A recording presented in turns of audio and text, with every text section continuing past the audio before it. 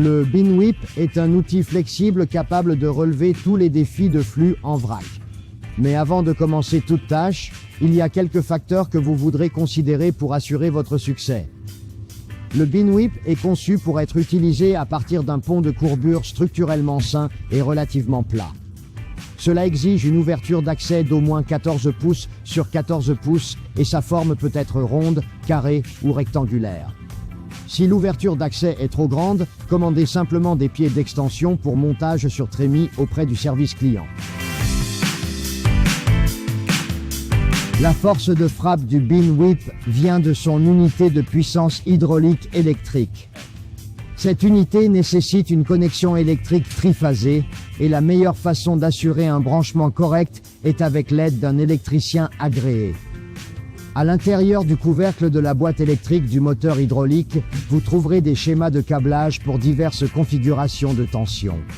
Le manuel technique fournit des schémas et des instructions additionnelles, y compris la manière de vérifier que le moteur de la pompe tourne dans la direction appropriée.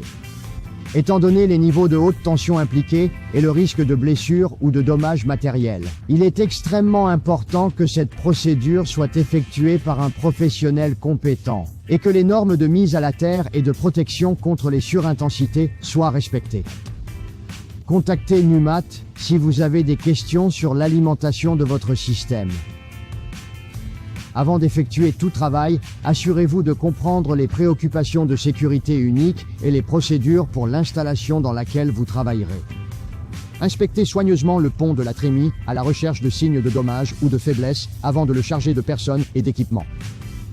Les zones problématiques peuvent comprendre des surfaces qui s'affaissent ou qui sont structurellement non solides de quelque façon que ce soit. Notez la météo qui affecte votre sécurité et planifiez votre travail. Enfin, assurez-vous de comprendre les politiques qui s'appliquent à vous en ce qui concerne l'équipement de protection individuelle, en particulier la protection contre les chutes. C'est votre dernière ligne de défense contre la première cause de décès en milieu de travail.